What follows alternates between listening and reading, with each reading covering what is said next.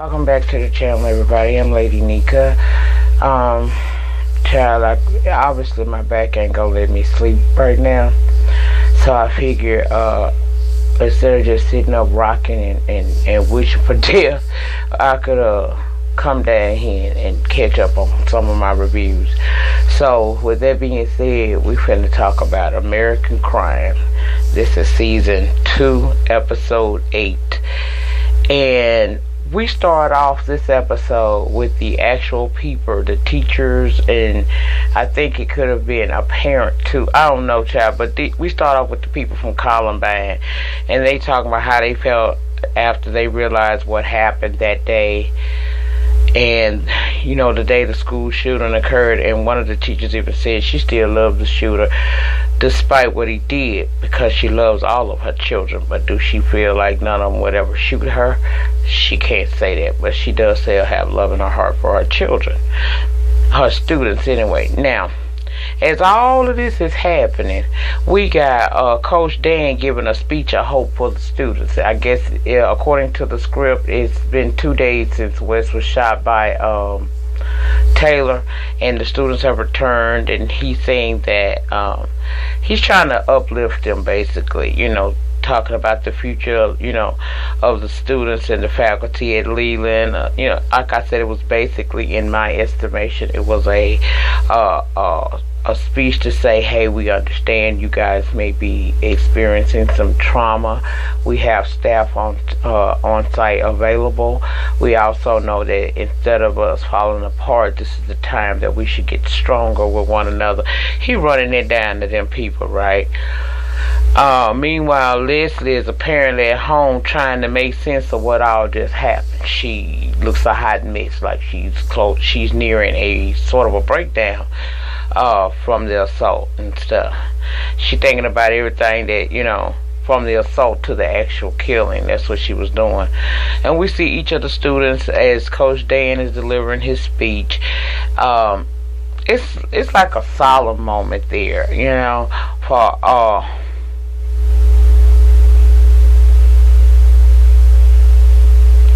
okay, it's a solemn moment for all of them. And before we you know, as this scene is playing out, it actually shows us Kevin leaving for school that morning. His dad watching him outside that pretty ass window.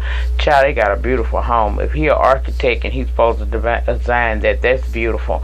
But yeah, he was crying. He had tears coming down his face with obvious worry. And then I was assuming at that point he was kind of sorrowful too, but we'll get into that more. It was a deep moment, okay? Next we see the mother of the kid who killed himself because he was being bullied. Because each like every commercial, after the commercial, you would have to watch someone from a real life situation speak. The majority of them, I'm assuming, was from Columbine, okay? So we got this lady talking about her son was bullied, and because he was gay. We saw a transgendered person talking about how, you know, how vicious other kids could be. And then we go to the actual story again, where it catches up with Taylor's mom going to visit him in jail. He explained to her what was on his mind that led up to him wanting to kill the people, and he tells her that, you know, he did make a list of people that he was gonna knock out. You know, he wanted to hurt everybody on that list, because in his mind they were hurting his mom, okay? It was more about his mother than him. His mom tried to stay encouraging and say she's meeting with a lawyer and they're gonna figure something out, but he got that look of, I know I'm finna be up in this bitch for a minute, okay? Well, next we see Eric's mom, and she comes over to dad's house. Now, this woman is truly sold off, like really got to be crazy or something. I don't know what you would say, because she done went and hocked all they belongings except for the car. She over there asking where's Eric. Of course, he not there. Where's the father, Kurt? He ain't there. She is sitting there convincing her son, Peter, to feel like the dad did something to Eric. That's the reason why he gay. And she's saying that they need to get away from there. And basically, she conned him into leaving his dad's place and running off with her. she think that she can run from this. I ain't never, something is truly off with that lady. While she around here telling, talking about why is this boy gay and it's something that had to have happened to him, she need to be getting her mind checked, because something ain't right about this lady. You done hocked all of your belongings except for your vehicle. You done went to your son's house and not turned him just against his father, but against his brother, and telling him that something is wrong with them and y'all need to get out of there so that y'all don't get hurt or caught up in the mess. You can't deal with it. I knew when I seen her in that parking lot something wasn't right by her. But okay, he go with her. I guess he ain't got no choice, okay? Next we see that guy Sebastian. Now, I don't know what role I'm beginning to know, and we will discuss it as the review goes on.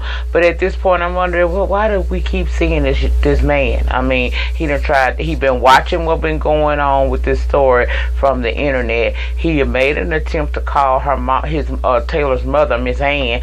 She hung up on him, and yet he's still fascinated with this case.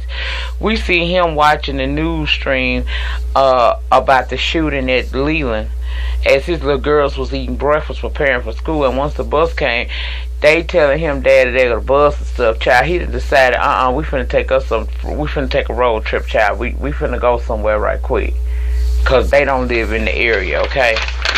So the next thing that we got is Leslie at home, about to have that breakdown like I said, and I guess she trying to handle it as best she can. We see her on the phone. I'm assuming that that's her husband she was talking about, because he said he was headed home to her. But and she want him to, but she tell him that she can't keep sitting in that house. Life has to start going. She has to start her life again. She can't just let this one incident stop her from working. So she in her mind is ready to go back to work. He telling her that ain't a good idea, but of course we know Leslie is very headstrong, and of course she does go. She get herself dressed, child, and she arrives back at Leland, and the reception is I would say it's less than friendly, because she learned that Taylor waited there over an hour to kill her ass. Okay, they did some more shit, but we ain't ready to talk about that yet. We will talk about it. Trust and believe, they ain't feeling this girl. Now, we got Coach Dan talking to a member of the school. I'm assuming that this guy, I've seen him before, and I think his name is Doug or something like that, but he probably sits on the board at Leland, and Dan is basically talking about how bad of a person Leslie is and how bad she handled that situation. He still got it fixed in the book of his mind that his voice has not done anything wrong, and he blaming her for how she handled the situation. He's saying that she ain't, it seemed like she gets everybody else involved in mess, but she somehow manages to weasel her way out of it. Remember last week he was mad when they was talking to their reporter, and she said that she didn't have to talk to him because as a member of staff, a member of the board, I guess, she's not allowed to conduct interviews with anybody about the subject, but the teachers apparently were allowed, and he still feeling some kind of way. He feel like she handled everything wrong. Everything is on her. This man is like he's on a quest to try to take her position from her, and we hear them discussing that very thing in this scene. My thing is, you've been a wimp all season long. So far, we in the 8 episodes, you've been a little wimp. Now that somebody done got killed, you ready to, it's serious now because it's one of your boys. But when it was when Taylor was being assaulted possibly by one of your boys, you couldn't even fathom that idea, and you still holding everybody but yourself accountable for your part you played in it. Okay, I'm not here for Coach Dan. I thought I was gonna like his ass, but I don't really like Coach Dan. Okay. Child, he trying to devise a plan to come for Leslie job. Next we see Ann talking to a lawyer. I'm assuming that was a lawyer because she was telling her that Taylor should accept a plea deal, but Ann not having it. She not doing no plea deals with her son. She say she gonna figure something out. They gonna have to figure something out because she is not going to put her boy in jail for no extended period of time. The lawyer trying to convince her if you accept the plea deal, he may get lesser time. She ain't trying to hit it, okay? Alright, now let's go down to the police station because Kurt has made his way to the police station. He done went home and found out that his son is gone, and so is that ex-wife of his, okay? And he down there trying to fill out a missing person, and they telling him that although he had shared custody, he can't file a missing person on a kid that could possibly be with the custodial parent, one of the custodial parents. Okay. He later asked, he go home and he asked Eric had he seen his mom, and Eric reminded him, you remember she not talking to me? Child, of course Eric reminded him his mama don't talk to him. He said his dad asked what happened to his face, because he finally seen that effect from that guy that he jumped in the van with to go kiss, and the man won't do more than that. He wound up jumping on him. Well, he got bruises from that, and he asked his dad finally seeing and asked him what happened. And what happened after he asked it? He didn't say why. I don't think he said anything, but he asked his son what's going on with him. You know, I done been to some of these websites you choose to go to. What's going on here? And Eric won't know why he never said nothing. He said he didn't know how to say anything. But why do he want to get on a road to destruction for himself? He already stressed out. The man got one son that done been abducted in a sense by his ex-wife, and she on some let's get away from the devil type stuff. And then you got your son here who is obviously gay and has a problem with being such that he is on a collision course to death, and he don't know what to do. He told him that if he would let him help him, he wants to, and he left him with it. Told him, I can't help you if you don't want to be helped though, and that's true. Next we got Michael and Terry over at their home, and he's saying that he feels vindicated, because the woman is crazy and her son too is, and he a murderer now. And you can clearly see that she's not feeling it. She don't feel that they should take any pleasure in somebody else getting killed, even though that kind of takes the spotlight off of that situation with that assault, and her son may be vindicated in this situation. She not happy with that, because she remember how she was treated up until the day this stuff done happened. She remember the moments where she had a black card, and they reinstated that mug on her, letting her know she wasn't accepted nowhere neither. Okay, so she not feeling him doing this. He's saying he feels vindicated, but I don't know how he could feel vindicated in a situation like this. I really don't. But okay. Now next we see Leslie talking to whom I'm assuming is a female member of the board, and she telling Leslie that they looking for a reason to release her from her position. She says she realized they looking to blame someone, and she upset about this situation, but this is not her fault. She did everything she was supposed to do. She did her job. She protected the image of the school as best she could, and the people that were involved, their students. Okay. The lady let her know Dan is the main cheerleader, so she go to see Dan, child. And when she go to see him, he say he feels like she's manipulating people and protecting herself. She tried to explain to him that never was my intentions to try to protect anybody. It's my job to try to protect the school, and that's what I was doing, the school and the students. He feels they didn't stick together and that she didn't handle the situation right. I don't know what he wanted her to do more than what she's done. She said she did what she thought was right, and she did her job. He feels she should take responsibility for once, and when she refuses, then he said you wonder why Taylor came here and sat there looking for her, and he walked away. He wanted to shift blame everywhere. This ain't nothing but a bunch of hypocritical bullshit, if you ask me. Because now everybody looking for somebody to blame. And she should have been wise enough to know to take care of this situation better than what she did. Because if anything went wrong, of course she was going to be the scapegoat, even though she was doing her job. I kind of feel for a little bit. Next we see Terry going to see that woman that she fired in her office that day. Now, since all this stuff that happened, I guess she kind of understands the plight of us again, okay? But that woman wasn't trying to hear that. She said she ain't been able to obtain employment since then, and she not dipping into her savings. She won't know what the hell she there for. Terry basically trying to tell that woman that she feels guilty because the woman was failing on her job, but she never offered the help to show her what she was doing wrong so that she could better herself, and for that she wants to apologize. Old girl told her, look, I've been watching the news. I see why you coming to see me now. You had some kind of come to Jesus moment and you want to come holler at me, but what is it that I'm supposed to do to make you feel better about what you're going through right now? Old girl wasn't here for that, and I don't blame her, because that was dead ass wrong what you did. If she was failing on the job, but it didn't sound that way. It sounded like she had a boss that was putting unnecessary harassments on her, or he was unnecessarily harassing her, and she didn't have a leg to stand on because he's over her, and of course the powers that be gonna believe the people they put in charge. You're gonna have to have some concrete evidence against somebody up high to get anything done. Then this lady may have been struggling on her job because maybe the mental stress of it all could have been too much for her, and she started not performing at her best on her job, not realizing that it ain't that she can't do it, it's because she's stressed out about what the hell going on. See, I think like that. Anyway, next we see the principal. I still don't know. 8 episodes in.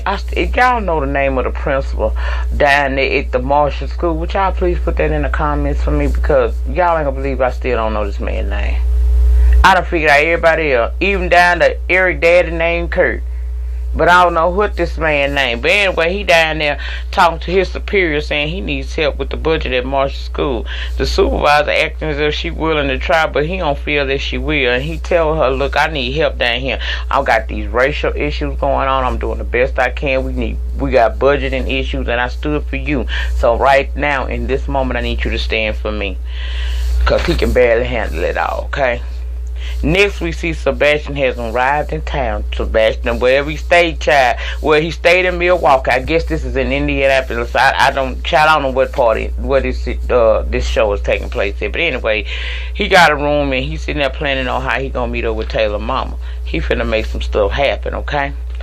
Next, we see old Dan and Steph's daughter, old Becky, the pusher. She gonna come in there and basically she confessed that she been selling her mama drugs. You know, she gets the pills from her mom and other people's, and that she did in fact sell Taylor some drugs the day that he shot West. Now he automatically goes into protective mode for her. Child, he done snatched her cell phone, done took the SIM card out and everything, and just ate it up in the trash disposal. Like, that's gonna get rid of anything but call son.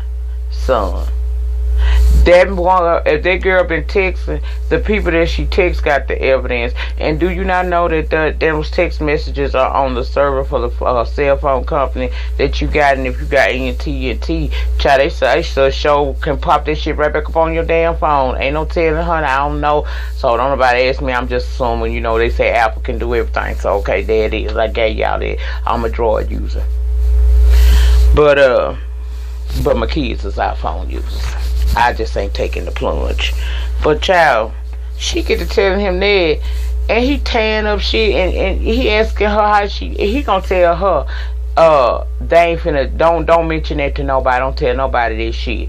So when Steph come home, he alerts her to the fact that Becca has admitted that she sold drugs to Taylor that day that he shot West, and she's like, well, where'd she get them from? He immediately started pointing fingers at her, saying that she's the person that mostly has the drugs in the house. So of course he putting it off on her, but he telling her everybody else protecting their kids, I'm gonna protect mine. We not telling nobody, because see, Steph wants to call the authorities, but he don't want to do that, talking about it could lead to her getting in a whole lot of trouble. I imagine so. She right here pushing drugs and stuff, child. I don't like Dan. He can find fault on everybody but himself. He can turn that spotlight on me. He can turn it on you. He obviously can turn it on Leslie. He can turn it on his wife. He can turn it on his daughter. But he ain't never been able to put that bitch on himself. And that I don't like a person like that. You can see the fault in everybody else, but you can't see the fault in yours. Hypocrisy at its finest, I'm trying to tell you. So next we got Leslie at home. Wait a minute. No, that ain't what we got, child, because I done already been there. Okay, my bad. Eric meets up with Kevin. That's what we got next. And Eric feels as if Kevin had those boys, Wes and the boys, come over his house after that game for him to call Taylor and set Taylor up for that ass whooping that they had delivered to him that night. He told Kevin, they do everything that you say. You are their idol. And they had told me that you was down there at the restaurant running them down, saying how you wish you could reach out and touch his ass for bringing you into this bullshit. Soon as you told them that, they show up at my house and have me call and set this boy up. Kevin don't know nothing about all of that part, and I gotta admit, because I've been watching this shit like y'all, we know he didn't. He talked about it, but he never told them to do it. They took it upon themselves to go and attack this young man, okay? So Kevin won't know from Eric, who you telling this shit to? I just got shit. I'm about to get my name clear. Who you about to tell this to? He saying, I'm telling it to you. And he walked off. So clearly there's a divide in this relationship now. And he already had been upset with him because he feel like when everything was coming down on him, Kevin was supposed to be his friend, but Kevin wasn't there for him. He couldn't go and tell Kevin he was gay. He couldn't talk to Kevin about nothing, okay? And then you know how his mom and dad had treated Kevin's dad when he came there saying that they need to stick together. So Eric feeling some kind of way, child. Yes, he is. Now, the final scene of the night, and this is how I know this shit's gonna get super good. Come to find out, after Ann didn't receive a call from Sebastian again, she agrees to meet up with him. And it's at that point we find out that he a little computer geek, baby. He one of them Geek Squad type boys, okay? And what he does is basically, even if he have to kind of break the law a little bit for the greater good, he ain't got no problem doing that. He told her he could help her find out who leaked her medical records, things that the school has done toward Taylor and said toward him, because everything electronic now, child. They put everything to a system. He can find all of this out. He said he would be beneficial to her in this case, and Miss Ann agreed now. So Sebastian is on board to go up in them computers, baby, and do what he do. And from the way it sound, the way he talk, and the way he always got all that computer shit around him, child, she finna heat up on this show. But that was the end of it. That was all, y'all. 22 minutes in, I'm through talking, child. I'll be back down here next week, around by Wednesday night, maybe Thursday morning, hopefully getting this episode 9 out for y'all. So in the meantime, in between time, please like, comment, subscribe, and I will see you guys back down here for How to Get Away with Murder. I'm gonna go watch that right now. I ain't gonna guarantee I'm gonna upload tonight, but I'm finna go watch it so I can prepare. I might release it on Sunday, since ain't gonna be no Real Housewives of Atlanta. It'll be something you guys can watch, unless you're gonna be watching them dead ass Oscars. Not at my house. Anyway, have a good weekend. Peace.